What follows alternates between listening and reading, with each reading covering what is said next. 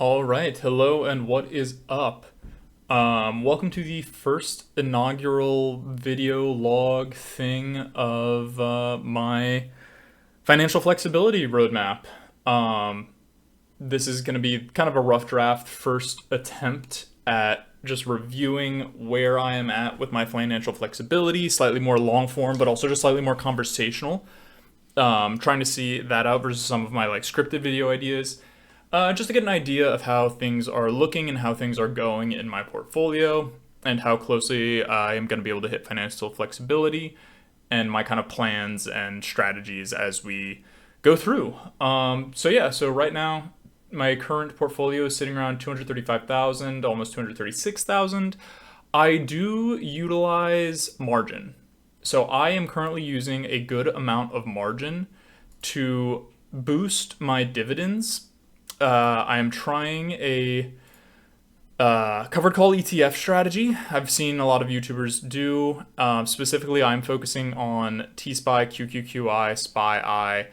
I do have some BTCI, which is from a previous iteration where I was kind of just throwing in to yield and trying to find, BTCI had around 20% yield, and I was like really attracted to that. I unfortunately bought during the Bitcoin high and have ridden it all the way down. But a majority of my portfolio was based around RITM, which is a REIT, yielding me about $1 a share per. The percentage fluctuates, so I just keep this one pretty even. Whereas the covered call ETFs, since they are more percentage based, I feel okay thinking about those in terms of percentage on the yield. But yeah, so that's kind of the fast and dirty talk through of how my portfolio is set up. I've recently had some life events occur that require me to increase my amount of margin used. Normally, I was trying to aim for a 50% margin use. So, like, whatever my margin total was, I would use 50% to boost my dividends, and that was it. Like, I didn't want to use any more than that. I was in a good spot, but some things have come up. So, we have to pivot and do some things that put a little more risk on us. But from what I've seen and what I've, done research, watched reviews, videos, data sheets, all that stuff, specifically targeting no NAV erosion ETFs like QQQI, SPY-I. I do have a good bit of T-SPY, but T-SPY is a younger dog in the race, so waiting to see how it plays out. But for me, it's been working pretty well. Like as you can see, my total return is down 0.69%, but I have been holding it for almost a year now. So in reality, between this like gap where I bought, up here and it went down, I've been collecting dividends that whole time, and I have made more than $906 in dividends.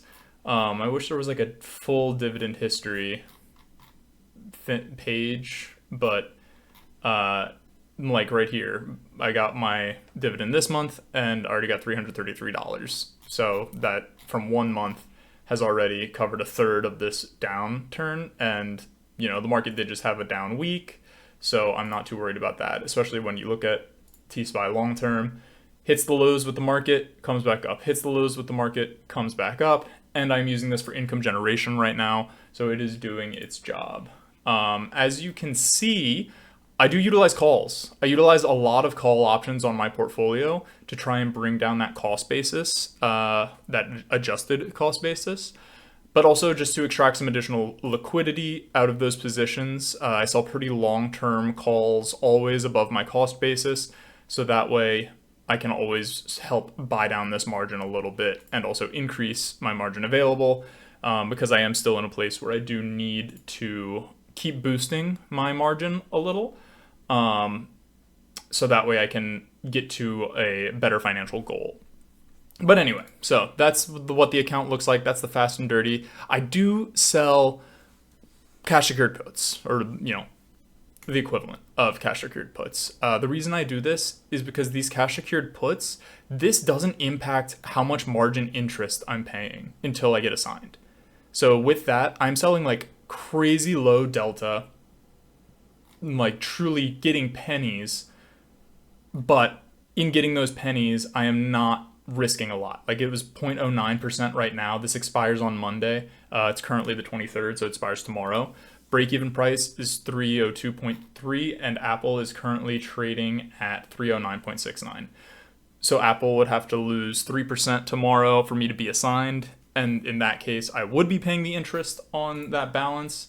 It would also then just, impact my available withdrawal, which can also be seen in this buying power category here. But if that happened, I would just turn right around and I would sell the 302 covered call, which if we look at Apple, and I would sell the very next set covered call. If I sell super at the money, just under 1%. And that would easily cover any interest they generate in that time, get me out of the position either at the money or, maybe if I go a little further out, get it the same value and then get a little bit of capital gain as well. Who knows? But right now my plan is to not get assigned, is to just have that expire. And, that sounds like a good plan on paper, but it is what it is in practice. Majority of my portfolio was AMD. I am deep in AMD covered calls because I have a very low cost basis in comparison to what we're at. My cost basis is 209.48. We're currently at 472, and it's just been like a crazy ride up, highs of 580s. Yeah, I bought way back here. Like, I bought around this area, rode it, sold some covered calls, it popped up. I rolled my covered calls to try and stay in the shares. It dropped down, all good, kept the covered calls, shot up. I'm rolling again to stay in. An important thing when you're rolling covered calls is, the credit and premium might look good, but you always have to take into account for taxes, right? So I'm assuming that I'm going to be paying 37% of just everything in taxes, whether it's dividends, whether it's capital gains, whether it's options premium, even this long-term options premium, like for this AMD call. I'm assuming I'm just going to pay my flat 37% on taxes. An important note for calls and puts, you only pay on the capital, on the gain effectively. So I sell a $50 call, I buy it at 25, I only have to pay taxes on that 25. So I don't really count it until after it is closed. But you might be asking yourself, because I know I was, how do I keep track of all this? This is a crazy plan. I'll go into more detail maybe in another video, but right now I just want to get the ball rolling, kick things off. But how do I keep track? Well, I have a little spreadsheet that I use to keep track of my dividends and also my margin. This little guy ain't the prettiest, but it will serve its purpose. So the thing I keep in track here is my shares held. Every month or so when I sit down and balance my accounts, pay bills, pay my mortgage, pay my maintenance, all that stuff, I take a peek and I update these numbers update this number updates this number. So that is my tool. I definitely want to beautify it a little bit. If I'm sharing these videos like I want this to be an ongoing project. I don't want, this is not the best looking thing, and it's also not the easiest to read, but that's the thing. All of these cells happen automatic. So my dividend percentage, I do undershoot, right? So I'm undershooting the dividend, or I'm rounding down to the nearest whole number. So SPY yields around 12%. It's 11.9 something right now. Or actually, let's find out. SPY currently 12.04. I'm assuming it's 11.11 or 11%, 0.11. Why? It doesn't make that big of a difference. $30 at higher values, it obviously would, but again, I'm making sure I'm undershooting so that way my net total is aligned with what I need. I'm like I said, had some life events come up where I do actually need this income. I need to utilize it right now. So that's where we're at. So I want to make sure I'm working within my means. And oops, just knocked my microphone. And as you'll notice, I do keep track of my margin used. I borrow through Robinhood, which has a 0.45%, a 4.5% margin rate at the balance that I'm using. So to borrow this balance, it costs me this much a year to use. This also is going to be a little lower than this because as I go through, I keep my dividends in here. I'm keeping my dividends in here every month until I need to pay my bills. And when I do need to pay my bills, I withdraw from here anything I need. But you might be asking yourself, Adler, what do you need? Well, this is my breakdown for my monthly needs. It ain't the prettiest thing. Again, I'm going to dress this stuff up as we make more videos. But this is the idea, is that I've got an expense, I've got a monthly cost, and I've got a yearly cost. My mortgage and my maintenance are pretty fixed. Maintenance can go up. My building has a really good management company, so we usually raise our maintenance maybe 1% a year, which is no biggie. But things like my Wi-Fi, I keep at the money because usually my Wi-Fi company doesn't raise it too crazily. My utilities, I overshoot by a lot. I don't know about y'all, but I live in an area where certain things are fluctuating. Heat costs a lot in the winter. AC costs a decent amount in the summer. So I'm just going to overshoot. I'm going to assume I need more than I have. And then, if you assume you need more than you have and you don't need that much, you'll have a little bit of extra scratch at the end.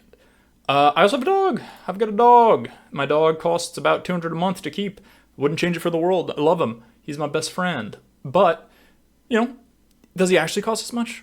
No, I've got pet insurance. It only costs like $100 a month. His food only costs like $20, $30 for a month and a half worth of his food because I buy the big bags.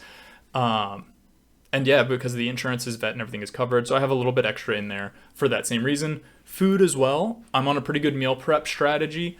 So my food probably isn't costing me this much. I budget about $5.50 a meal.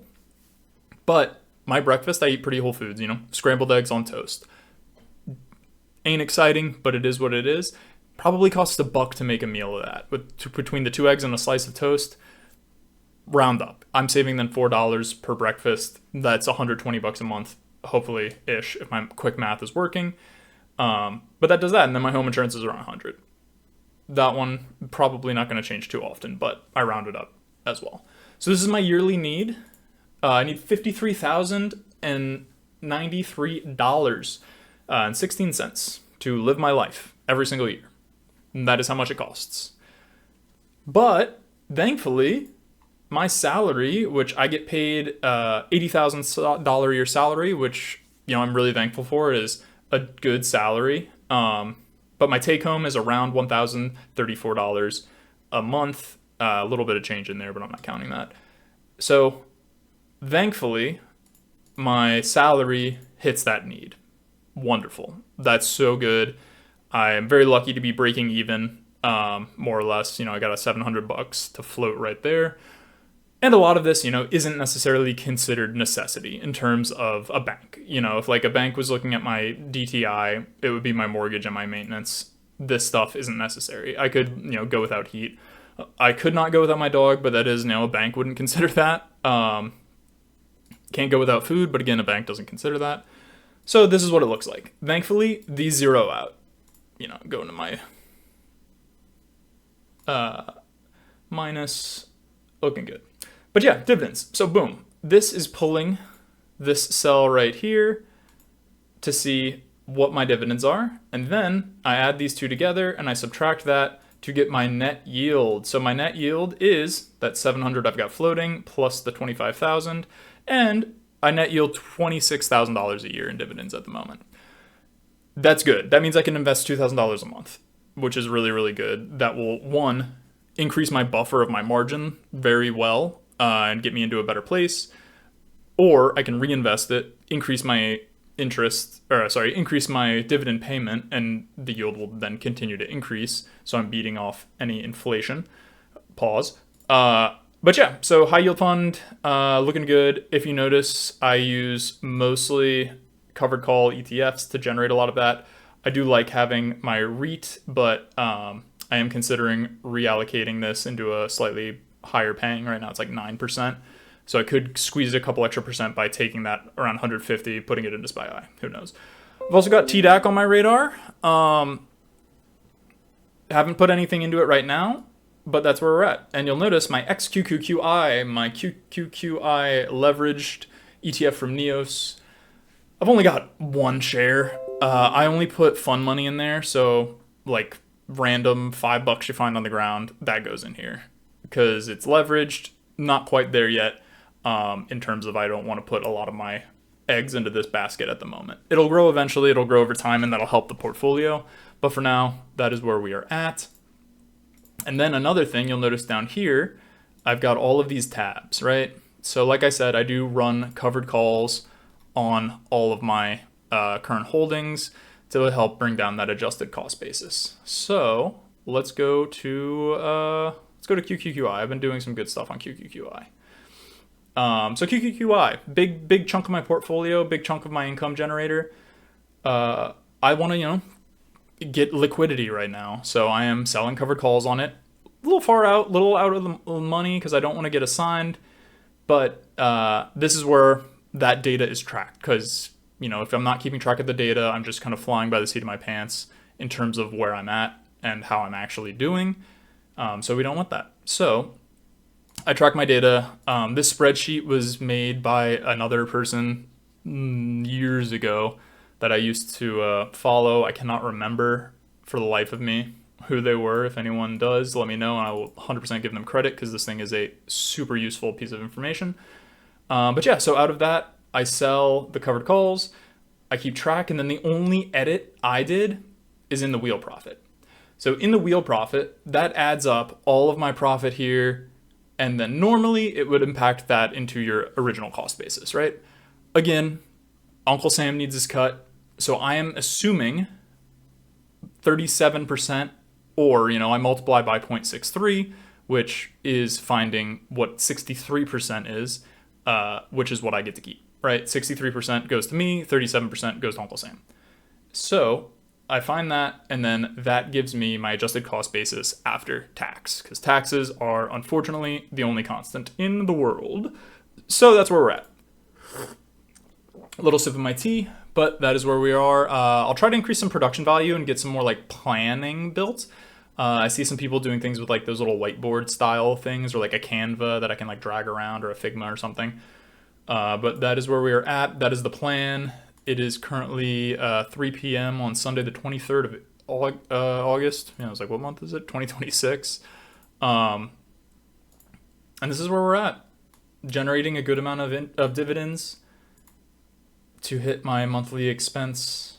And get me through this kind of tougher time in life. Life happens, and like I mentioned in the intro video of this channel, I know I haven't uploaded in a while, but the goal in life is financial flexibility. I want to work on projects. I want to have flexibility to pursue things that excite me and interest me. And the easiest way to do that, unfortunately, is by being really hands-on with my cashish. So that's where we're at. Cash secured puts bring down this number ever so slightly, but slowly and steadily. And then my calls also bring down this number. Kind of considering maybe taking some $100 or a percentage out of my puts or calls or whatever to utilize for fun money. Because right now the fun money well is 0. I'm not keeping any of this for fun money. I'm utilizing it all to increase safety or income right now. But yeah, so that's where we're at. Thank you for taking the time to watch this video.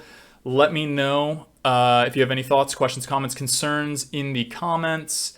And yeah, thanks for taking the time to watch me go through this. It's definitely a riskier strategy. So, if you like watching someone kind of build the train in front of the track, build the tracks in front of the train as it's running, this is where you're going to see that. And then hopefully, not even hopefully, more interesting visuals, clearer visuals will come down the line. But I did want to just get the ball rolling before getting into that. Just because, if you don't start, you're never going to get better. It's never going to be perfect for the first run. So start it and then polish as you go.